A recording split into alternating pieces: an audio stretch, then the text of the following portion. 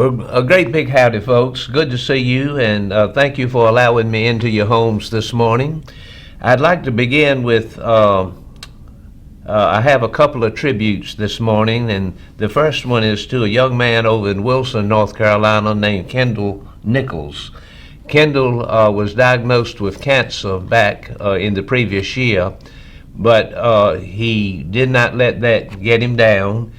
He is a tobacco farmer, and the Wilson County Young Farmer Club honored him last week as Tobacco Farmer of the Year.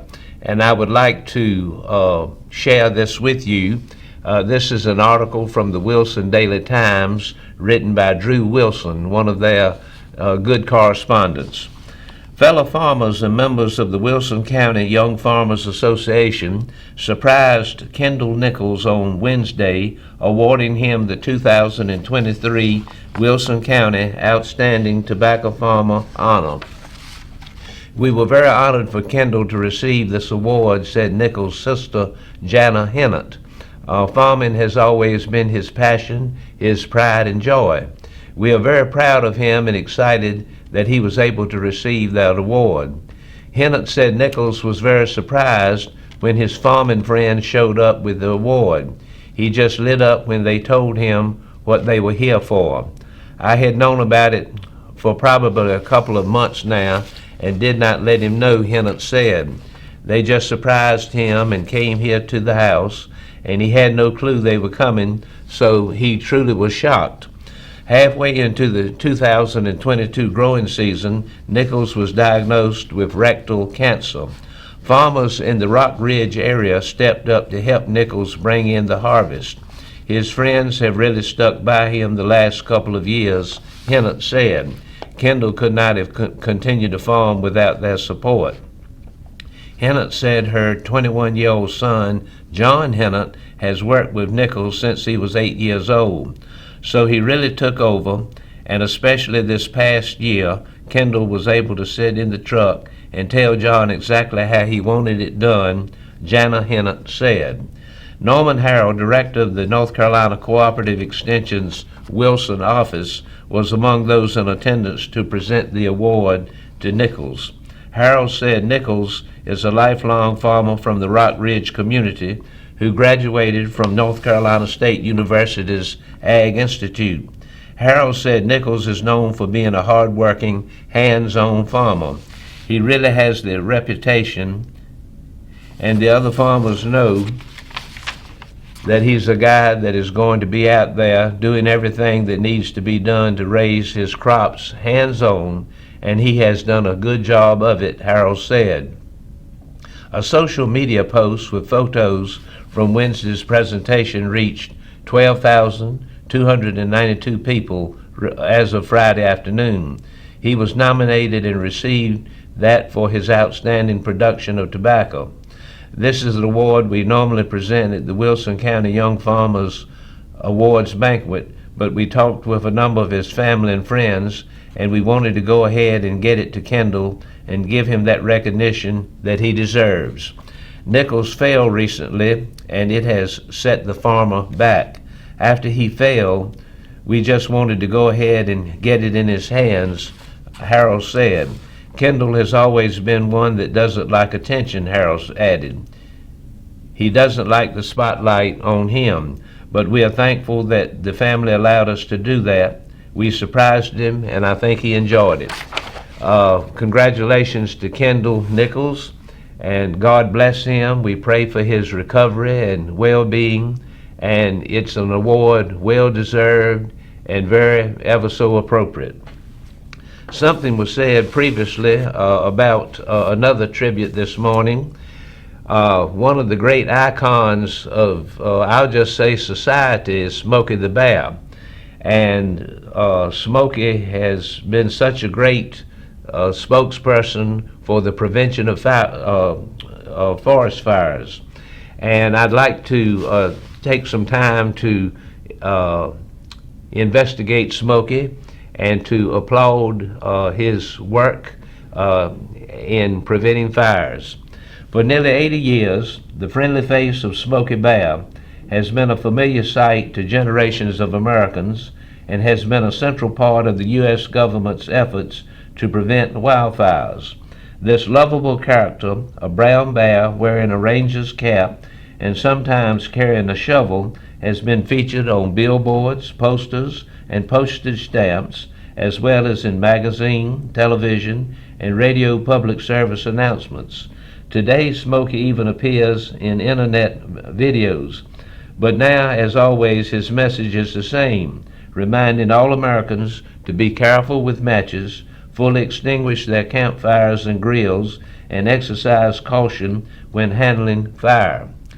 Concern about wildfires in the United States grew after Japan attacked Pearl Harbor on December 7, 1941, and America entered World War II, with most available manpower and resources that had been allocated to fighting wildfires now devoted to the war effort. The United States Department of Agriculture, Forest Service ability to protect U.S. forests was greatly diminished. After a Japanese submarine bombarded an area near California's Los Padres National Forest in 1942, government officials feared the Japanese might seek to set fire to forests on the nation's west coast in an effort to divert manpower and resources from the war effort. Even if this never happened, natural wildfires and fires set by Americans were ongoing problems, and these fires alone would be difficult to deal with given the lack of resources available during wartime. Faced with these realities, the United States Department of Agriculture Forest Service turned to its forest fire prevention publicity campaign as a way to protect the country's forests. And so the legacy of Smokey the Bear has been one that has continued to evolve and entertain and instruct us all these many years. The story of Smokey took a dramatic turn in May of 1950 when firefighters battling a blaze in the Capitan Mountains of New Mexico discovered an American black bear cub in the branches of a burned-out tree. The cub had survived the fire but had suffered burns to his paws and hind legs. Firefighters transported the bear cub to Santa Fe for veterinary treatment and then placed him in the care of Ray Bell, a ranger with the New Mexico Department of Game and Fish.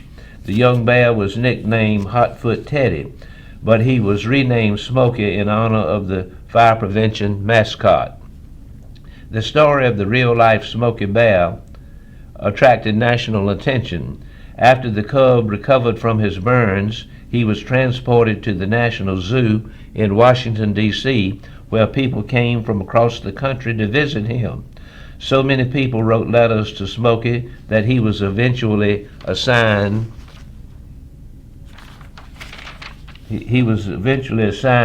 to his own zip code. As interest in the live Smokey Bear grew, commercial interest in capitalizing on the character increased as well, leading the U.S. government to take measures to protect the Smokey Bear brand. Having been created on behalf of a public agency, Smokey Bear's image was initially in the public domain, making it usable by anyone for commercial or non-commercial purposes. By 1952, however, Smokey had become so popular that Congress passed the Smokey Bear Act, assigning control over the character to the United States Department of Agriculture and allowing the department to charge royalties for the use of Smokey's likeness in commercial contexts. These royalties were intended to be used to fund wildfire prevention campaigns. In addition to raising funds, these licensed products also help spread Smokey's wildfire prevention message. One of the first products licensed by the United States Department of Agriculture was a Smokey Bear doll, which came with a mail-in card that allowed children to join the Junior Forest Rangers. By 1955, more than 500,000 young people had mailed in cards or written letters to Smokey asking to join this organization, which still exists and for more than 70 years has encouraged its members to engage in outdoor activities and learn about wildfire prevention and conservation. Smokey's story and message were also spread through songs, radio commercials, and other popular media. One of the most memorable of these was a 1952 televised public service announcement in which country music star Eddie Arnold performed a song written by Steve Nelson and Jack Rollins called Smokey the Bear. An unintended consequence of the song's popularity was that it created confusion in many Americans' minds as to whether Smokey's name was Smokey Bear or Smokey the Bear. The song added the word "the" to Smokey's name, which was and still is officially Smokey Bear, to make the lyrics work with the song's rhythm. The confusion this caused was compounded when other licensed media also inserted the word "the" in his name. The Eddie Arnold performance was arguably the most popular use of the Smokey character in the 1950s, but Smokey featured prominently in advertisements and other media as well. Throughout the decade, the former War Advertising Council, now known simply as the Advertising Council, sponsored a series of radio advertisements featuring Smokey, voiced by announcer Jack Weaver, having conversations with stars such as Bob Hope, Roy Rogers, Dinah Shore, Hugh O'Brien, just to name a few, about the dangers of forest fires and the way campers could safely extinguish their fires. In print media, several licensed children's stories featuring Smokey were published, including an illustrated book and a series of comic book stories. Smokey's media appearances continued through the 1960s, when many licensees continued to incorrectly call the character Smokey the Bear instead of just Smokey Bear. Smokey made his feature-length television debut in 1966 in The Ballad of Smokey the Bear, an animated special in which Smokey was voiced by James Cagney. The premiere broadcast was on Thanksgiving Day and coincided with the entry of a giant Smokey Bear balloon in the Macy's Thanksgiving Day Parade in New York City. It wasn't until 1969, with the appearance of the Smokey Bear Show, that broadcast and published media licensees uniformly began referring to the character by his correct name, Smokey Bear. Today, although many people still call the character Smokey the Bear, the official Smokey Bear website is very clear on the matter. In actuality, his name never changed. He's still Smokey Bear. This has created a great legacy that's ongoing as we speak. Smokey Bear's effect on fire prevention efforts proved to be significant. In the early 1930s, before the Smokey Bear campaign began, more than 50 million acres of forest and other wilderness in the United States were burned by wildfires each year. This annual figure decreased steadily for the next 30 years. By 1965, it had dropped below 5 million acres, a number that remained relatively constant until 2000, after which the incidence of wildfires slowly began to increase again. After 25 years of residing in the National Zoo and serving as the living symbol of fire prevention, the real-life Smokey Bear was retired from public view in May of 1975 in favor of a younger bear who was named Smokey too. The elder Smokey died on November 9, 1976, and his passing was noted in obituaries that were printed in newspapers across the country. Following his death, Smokey's body was returned to Capitan, New Mexico, and he was buried near the location where he was rescued. Smokey Bear's grave became the center of Smokey Bear Historical Park, which opened in 1979. After the real-life Smokey Bear's death, the program that he had helped promote continued to educate the public about wildfire prevention. The campaign continued to use the Smokey Bear character in television advertisements, in educational materials, and on signs in national and state forests to spread its fire prevention message. It also created a website, SmokeyBear.com, to provide a host of fire prevention tips, educational materials, and multimedia presentations. Although Smokey's message generally remained consistent, there was an important change to the campaign in 2001 when his famous motto, "Only you can prevent forest fires," was changed to "Only you can prevent wildfires," to be inclusive of fires that affect other natural areas such as prairies and other grasslands. This change was also meant to help distinguish between uncontrolled wildfires and prescribed burns, which are an important tool of forest management. Nearly 80 years after his first public appearance, Smokey Bear is widely recognized as the United States' premier symbol of wildfire prevention education. He continues to appear in magazines and televised public service announcements, as well as on signs in national and state forests and on internet websites promoting a message of caution and mindfulness. In all these media, the Smokey Bear campaign remains focused on a simple proposition: by being conscientious about how we handle fire in the outdoors, each and every one of us can help conserve our environment.